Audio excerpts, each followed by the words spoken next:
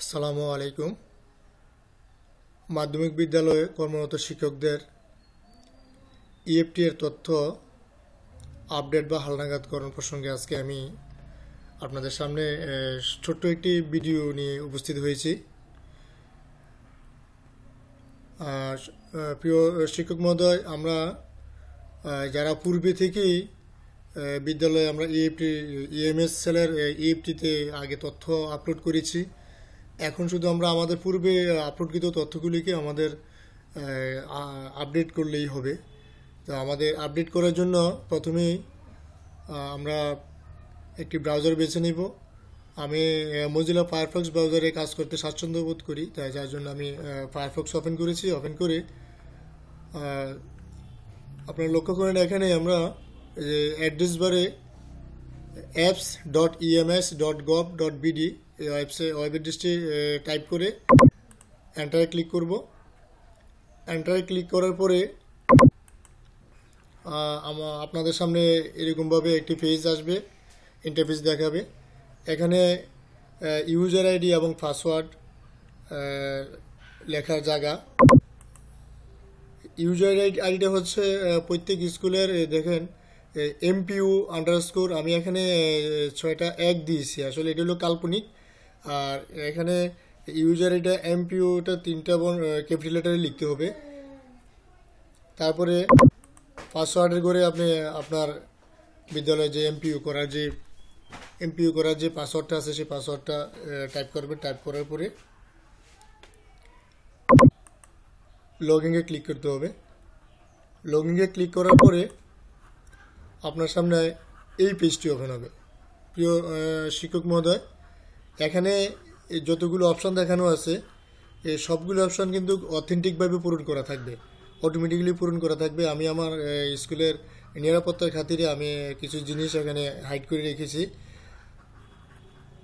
এই পেজটা যখন ওপেন হবে, ওপেন হওয়ার পরে আপনাকে এখানে নিচে লক্ষ্য করুন, এই যে ডান দিকে নিচে আপডেট লেখা আছে, আপডেটের পাশে এখানে একটি সার্চ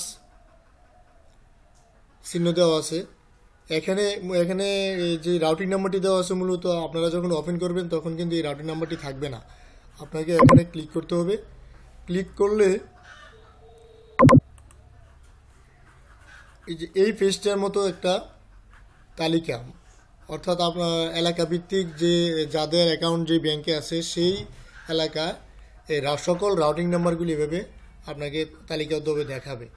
এখান থেকে আপনার প্রয়োজনীয় যে রাউটিং নাম্বারটি সেটা সিলেক্ট করবেন। এখানে এই যে পাশে যে ট্যাক্স বক্সগুলি আছে, স্যাক বক্সগুলি আছে, এই স্যাক্স বক্সগুলিতে ক্লিক করে টিকমার্ক দিয়ে দিবেন।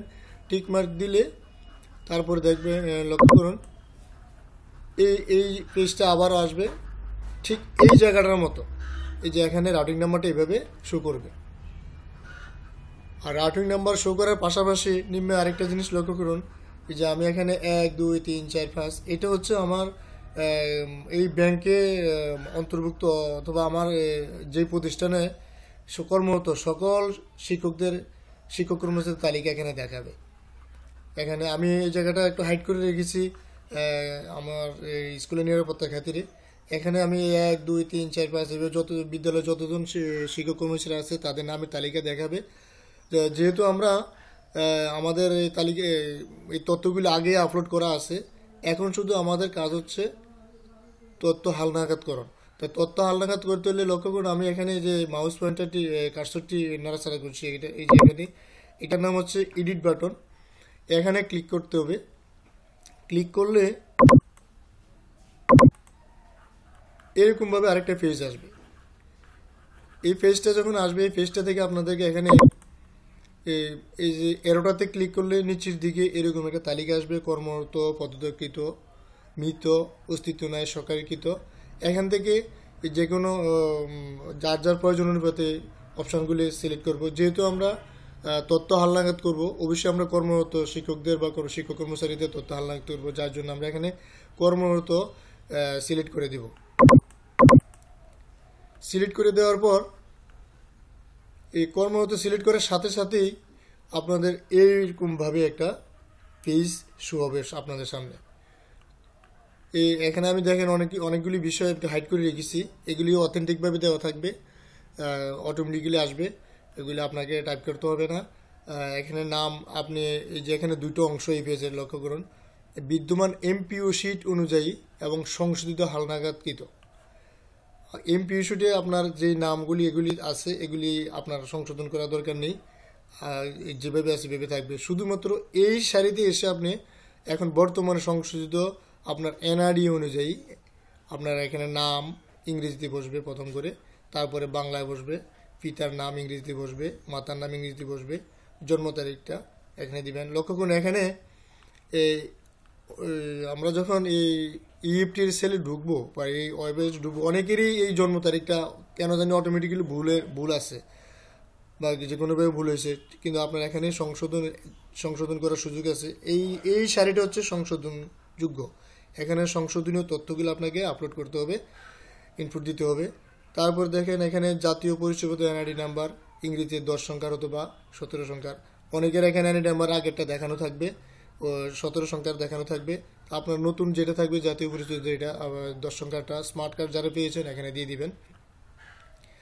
তারপরে মোবাইল নাম্বার, এই মোবাইল নাম্বারের পাশাপাশি এই সারিটা তো পুরাতনই, আগে এমপি শিট অনুযায়ী দেওয়া আছে। এখানে মোবাইল নাম্বার, তাও আপনার মোবাইল যে নাম্বারটি আপনার জাতীয় পরিচয়পত্র ব্যবহার করে নিবন্ধিত কিনা সেটা খেয়াল রাখতে হবে। নিবন্ধিত হলে আপনি আপনার মোবাইল নাম্বারটা এখানে দিবেন। তারপরে লক্ষ্য করুন এই পাশে ইমেল, এখানে অনেকেরই ইমেল অ্যাড্রেসটা দেওয়া নাই, আমরা নতুন করে এখানে ইমেল অ্যাড্রেসটা দিয়ে দেব।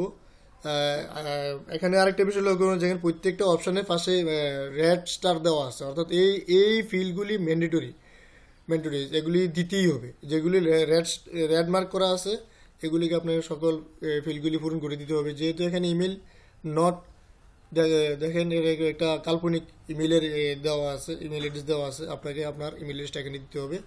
তারপরে এখানে লিঙ্গ মেল ফিমেল, এটা আমরা সবাই জানি। এখানে আমরা ড্রপ ডাউন মেনুতে ক্লিক করলে মেল ফিমেল আসবে, ধর্ম এখানে ক্লিক করলে আসবে।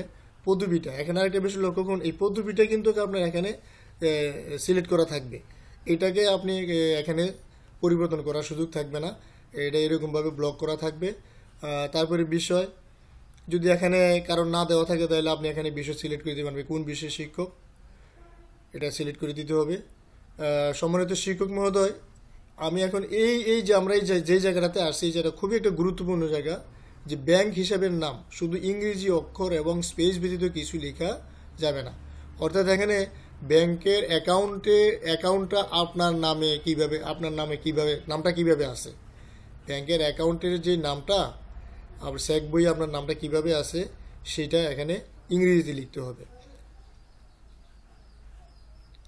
তারপরে এখানে দিতে হবে এই যে অনলাইন যে অ্যাকাউন্ট নাম্বারটা 17 সংখ্যার ব্যাংক হিসাব নাম্বার ইংরেজিতে এখানে দিতে হবে। তারপরে সঠিক পে কোড, এখানে পে কোডটা আপনার অটোমেটিক্যালি দেওয়া থাকবে, অথেন্টিকভাবে দেওয়া থাকবে। আপনি এখানে ড্রপডাউন এরোতে ক্লিক করে সিলেক্ট করে দিবেন। বেসিক বেতন এখানে দেওয়া থাকবে, এখানে এটা পে কোড ক্লিক করলেই এটা অটোমেটিক্যালি পূরণ হয়ে যাবে। তারপর আপনার জেলা সিলেক্ট করে দিবেন ড্রপডাউন মেনুতে ক্লিক করে। প্রিয় শিক্ষক মধ্যে এখানে আপডেট লেখাটা একটু হাইড আছে, যার জন্য আমি এখানে আপনাদেরকে এখানে দেখেছি। এই আপডেটের কাজটা প্রত্যেক শিক্ষক কর্মচারীর তথ্য ইনপুট দেওয়ার পরে আপনি আপডেট দিবেন।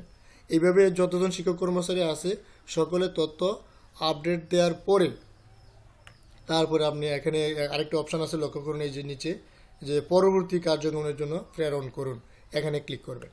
তো সম্মানিত শিক্ষক মহোদয়, আশা করছি আমাদের আজকের এই ভিডিওটি আপনাদের সকলে উপকারে আসবে। যদি উপকারে আসে সকলে শেয়ার করে দিবেন। আবারও কথা হবে। ধন্যবাদ সবাইকে।